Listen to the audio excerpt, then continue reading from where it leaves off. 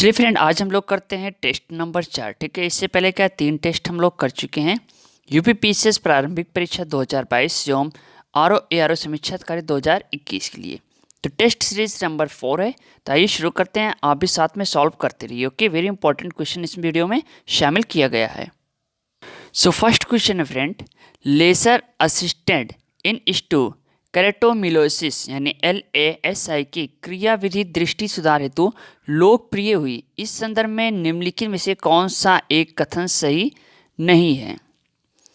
सो यहाँ पे right option होगा ऑप्शन डी, ये क्रियाविधि किसी भी आयु के व्यक्ति पर की जा सकती है। ये ऑप्शन आपका बिल्कुल गलत है। चलिए नेक्स्ट क्वेश्चन देखते हैं। निम्नलिखित पर विचार कीजिए एवं सही कोड का चयन कीजिए। पहला है ब्लूटूथ उपकरण, तार रहित फोन, सूक्ष्म तरंग ओवन, वाईफाई उपकरण। इनमें से कौन से 2.4 और 2.5 रेडियो आवृत्ति बैंड पर प्रचालन कर सकते हैं? सो राइट ऑप्शन होगा ऑप्शन डी, यानी सभी का। अगला प्रश्न है, निम्न में से कौन एक अणु परमाणु कण नहीं है? देखिए यहाँ पे नए शब्द लगा है, वेरी इंपॉर्टेंट है। सो राइट ऑप्शन होगा ऑप्शन सी, ड्यूट्रॉन। ये क्या है? परमाणु कण नहीं है आपके। अगला प्रश्न है, फसलोत्पादन में नत्रजन उपयोग क्षमता की वृद्धि की जा सकती है। नत्रजन मतलब हो गया आपका नाइट्रोजन से। यहाँ पर राइट ऑप्शन ऑप्शन डी, यानी उर्वरक की मात्रा के बार बार प्रयोग द्वारा, नाइट्रोजन अवरोधक के प्रयोग द्वारा, नाइट्रोजन धीरे छोड़ने वाले उर्वरकों के प्रयोग द्वारा। ओके,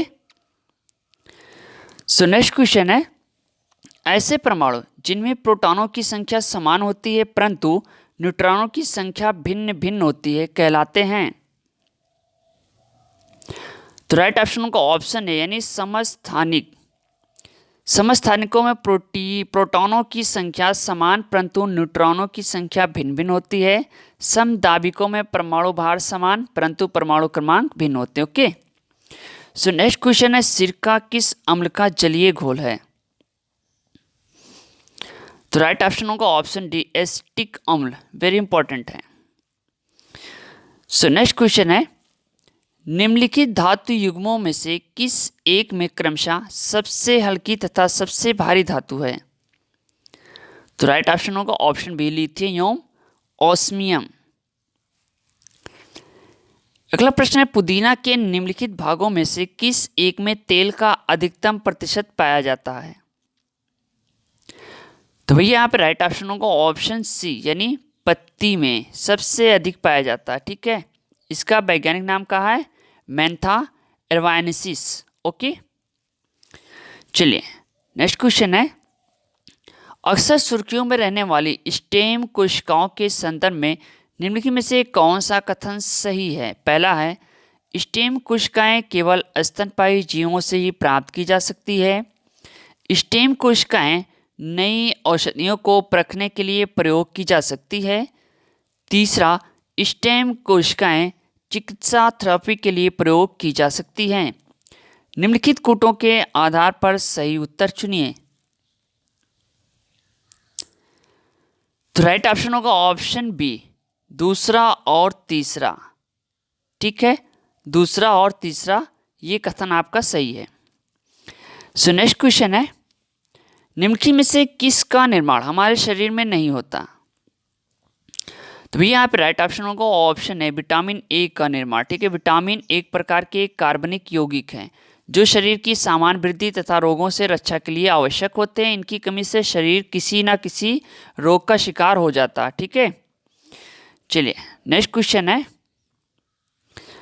सूची 1 एवं सूची 2 ठीक है को सम्मिलित कीजिए तथा सूचियों के नीचे दिए गए कोटों का प्रयोग करते हुए सही उत्तर चुनिए।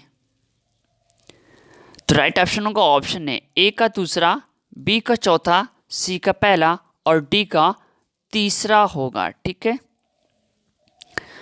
चलिए सो नेक्स्ट क्वेश्चन है, एक वर्णांध पुरुष एक सामान्य महिला से विवाह करता है, वर्णांधता के लक्षण उत्पन्न होंगे उसकी। तो राइट ऑप्शन होगा डी, पुत्रियों के पुत्रों में, वेरी इंपॉर्टेंट है। चलिए सो नेक्स्ट क्वेश्चन है, निम्नलिखित युग्मों में से कौन सा सुमेलित नहीं। देखिए यहाँ पे नई शब्द लगा, वेरी इंपॉर्टेंट। सो राइट ऑप्शन होगा ऑप्शन सी, विटामिन के बाध्यता, ये क्या है, ये सुमेलित नहीं है। अगला प्रश्न है, केसीन दुग्ध होता है। तो यहाँ पे राइट ऑप्शन होगा ऑप्शन सी, प्रोटीन। केसीन क्या है, ये एक प्रोटीन है, ठीक है। अगला प्रश्न है, जैन दर्शन के अनुसार सृष्टि की रचना एवं पालन पोषण। तो राइट ऑप्शन होगा ऑप्शन बी, सार्वभौमिक सत्य से हुआ है। जैन धर्म ईश्वर को नहीं मानता, ठीक है। संसार वास्तविक है किंतु इसकी सृष्टि का कारण ईश्वर नहीं, ये संसार अनादिकाल से विद्यमान है और इसका अस्तित्व शाश्वत है, ठीक है। चलिए अगला प्रश्न है, निम्नांकित में से कौन सा अशोककालीन अभिलेख खरोष्ठी लिपि में है। तो राइट ऑप्शन ऑप्शन सी, शहवाजगढ़ी। अशोक द्वारा स्थापित कराए गए सभी शिलालेख ब्राह्मी, खरोष्ठी, अरामेइक तथा यूनानी लिपियों में लिखे गए हैं, परंतु इन सभी अभिलेखों की भाषा प्राकृत है। पाकिस्तान के पेशावर जिले में स्थित शहवाजगढ़ी शिलालेख खरोष्ठी लिपि में है। सो नेक्स्ट क्वेश्चन है, निम्नलिखित में से कौन एक मगध साम्राज्य की राजधानी नहीं है। तो राइट ऑप्शन होगा ऑप्शन डी यानी कौशाम्बी, ठीक है। आपके ग्रीवरस, राजगृह एवं पाटलिपुत्र ये मगध साम्राज्य की राजधानी रह चुकी है। चलिए भैया अगला क्वेश्चन देखते हैं, धर्म तथा ऋतु भारत की प्राचीन वैदिक सभ्यता के एक केंद्रीय विचार को चित्रित करते हैं। इस संदर्भ में निम्नलिखित कथनों पर विचार कीजिए। पहला है, धर्म व्यक्ति के दायित्वों एवं स्वयं तथा दूसरों के प्रति व्यक्तिगत कर्तव्यों की संकल्पना था। दूसरा, ऋतु मूलभूत नैतिक विधान था जो सृष्टि और उसमें अंतर्निहित सभी तत्वों के क्रियाकलापों को संचालित करता था। उपरोक्त में से कौन सा कथन सही है। तो देखिए यहाँ पे राइट ऑप्शन होगा ऑप्शन सी, पहला और दूसरा, ठीक है। पहला और दूसरा, ऑप्शन 3। चलिए सो नेक्स्ट क्वेश्चन है, हड़प्पा कालीन स्थलों में अभी तक किस धातु की प्राप्ति नहीं हुई। चलिए इसका आंसर आप लोग दीजिए, लोहा, चांदी, स्वर्ण यानी सोना और तांबा। हड़प्पा स्थलों में अभी तक किस धातु की प्राप्ति नहीं हुई है।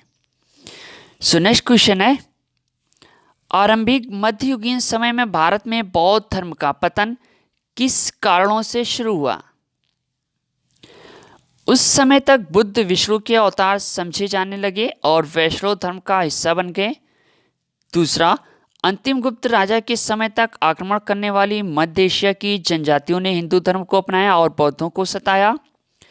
तीसरा, गुप्त वंश के राजाओं ने बौद्ध धर्म का पुरजोर विरोध किया।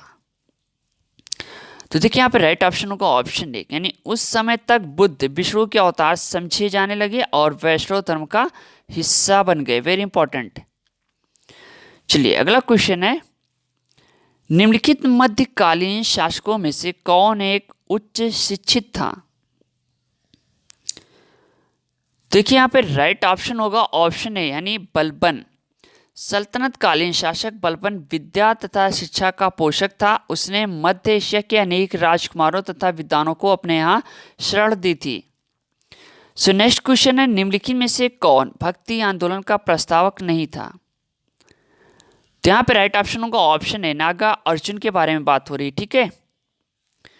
चलिए अगला प्रश्न है, दिल्ली के किस सुल्तान ने ब्राह्मणों पर भी जजिया लगाया था। तो भैया इसका राइट ऑप्शन होगा ऑप्शन बी, फिरोज तुगलक ने इस जजिया को ब्राह्मणों पर लगाया। ये कर संपन्न वर्ग से 40%, मध्यम वर्ग से 20% एवं सामान्य वर्ग से 10% प्रति वर्ष लिया जाता था, ठीक है, महीना नहीं प्रति वर्ष। चलिए नेक्स्ट क्वेश्चन है, विक्रमशिला नामक प्राचीन विश्वविद्यालय की स्थापना बंगाल के किस शासक ने की। तो राइट ऑप्शन होगा ऑप्शन यानी धर्मपाल। पाल वंश के प्रमुख शासक धर्मपाल, देवपाल, नारायण पाल, महिपाल एवं नयनपाल थे, ठीक है। वे बौद्ध धर्म के अनुयायी थे। चलिए सो नेक्स्ट क्वेश्चन है, औरंगजेब के काल में कौन सा यूरोपीय यात्री भारत आया। तो इसका राइट ऑप्शन होगा option D, Peter mandis right option होगा, ओके। सो नेक्स्ट क्वेश्चन है, मौखरी शासकों की राजधानी थी? तो यहाँ पे राइट ऑप्शन होगा ऑप्शन बी यानी कन्नौज। मालवा के यशोधर्मन की मृत्यु के पश्चात आर्यावर्त का शासक मौखरियों के हाथों में आ गया। ठीक है, उन्होंने कन्नौज में एक राज्य स्थापित किया। उनके समय में मगध के स्थान पर कन्नौज राजनीतिक गतिविधियों का प्रमुख केंद्र बन गया। ठीक है, सो नेक्स्ट क्वेश्चन है, निम्नलिखित में से भारतीय राष्ट्रीय कांग्रेस के किस अधिवेशन में कांग्रेस अध्यक्ष के चुनाव में सुभाष चंद्र बोस ने पट्टाभी सीतारमैया को पराजित किया था? राइट ऑप्शन होगा ऑप्शन बी यानी त्रिपुरी अधिवेशन 1939। चलिए अगला क्वेश्चन है, निम्नलिखित में से किन दलों की स्थापना डॉक्टर भीमराव अंबेडकर ने की? पहला है peasants and works party of India, दूसरा all India scheduled caste federation, तीसरा इंडिपेंडेंट लेबर पार्टी।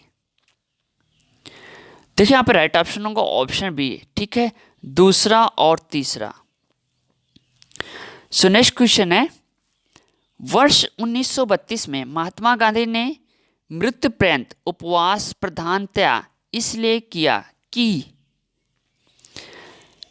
देखिए अभी इसका राइट ऑप्शन होगा ऑप्शन सी, रैम्स मैकडोनाल्ड ने सांप्रदायिक अधिनिर्णय यानी कम्युनल अवार्ड की घोषणा की थी इसीलिए। ठीक है, सारे टॉप मोस्ट इंपॉर्टेंट क्वेश्चन है। चलिए अगला क्वेश्चन है, सुमेलित कीजिए तथा सूचियों के नीचे दिए गए कोड की सहायता से सही उत्तर चुनिए, लेखक एवं कृति। तो इसका राइट ऑप्शन होगा ऑप्शन ए यानी ए का पहला, बी का दूसरा, सी का तीसरा और डी का चौथा, यानी ये चारों क्या है, सही सुमेलित हैं। ठीक है, चलिए नेक्स्ट क्वेश्चन है, देखिए यहाँ पे सूची 1 एवं सूची 2 को सुमेलित कीजिए तथा सूचियों के नीचे दिए गए कोड का उपयोग करते हुए सही उत्तर चुनिए। अब यहाँ पर राइट ऑप्शन होगा ऑप्शन ए यानी ए का चौथा, बी का तीसरा होगा, सी का दूसरा, डी का पहला। ठीक है, सो नेक्स्ट क्वेश्चन है,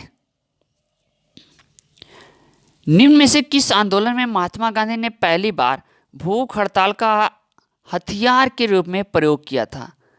तो भैया इसका राइट ऑप्शन होगा ऑप्शन सी, अहमदाबाद मिल हड़ताल। राजनीतिक हथियार के रूप में पहली बार भूख हड़ताल पर गए कौन?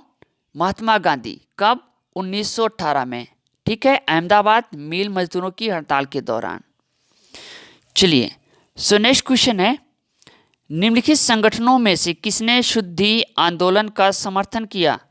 तो भैया यहाँ पे देखिए, यहाँ पे राइट ऑप्शन होगा ऑप्शन यानी आर्य समाज ने। कह रहा कि आर्य समाज की स्थापना वर्ष 1875 में दयानंद सरस्वती द्वारा बंबई में की गई थी। ठीक है, आर्य समाज ने धर्म परिवर्तित हिंदुओं की हिंदू धर्म में वापसी हेतु शुद्धि आंदोलन का समर्थन किया।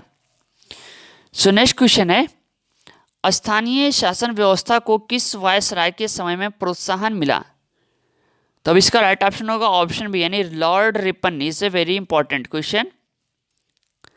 सो नेक्स्ट क्वेश्चन होगा, निम्नलिखित में से किसने असहयोग आंदोलन को समर्थन दिया परंतु इसके परिणाम नहीं देख सके? तो यहाँ पे राइट ऑप्शन होगा ऑप्शन है यानी बाल गंगाधर तिलक। ठीक है, इनकी मृत्यु हो गई थी। सो नेक्स्ट क्वेश्चन है, निम्नलिखित में से किस एक आंदोलन के साथ अरुणा आसफ अली जुड़ी थी? तो ये राइट ऑप्शन होगा ऑप्शन डी, भारत छोड़ो आंदोलन। वेरी इंपॉर्टेंट है। ठीक है, सो नेक्स्ट क्वेश्चन है, साइमन कमीशन की संस्तुतियों के संदर्भ में निम्नलिखित में से कौन सा एक कथन सही है? तो राइट ऑप्शन होगा ऑप्शन है यानी क्या किया इसने प्रांतों में दैत्य शासन को उत्तरदायी सरकार द्वारा प्रतिस्थापित करने की स्तुति की। ठीक है, तो ये थे आज के क्वेश्चन सेट नंबर 4। ठीक है, टेस्ट सीरीज नंबर 4। मिलते हैं हम टेस्ट सीरीज नंबर 5 के साथ। इससे पहले जो भी हमारे नए व्यूअर्स हैं यूट्यूब चैनल को सब्सक्राइब करो, ज़्यादा से ज़्यादा शेयर करें। ओके।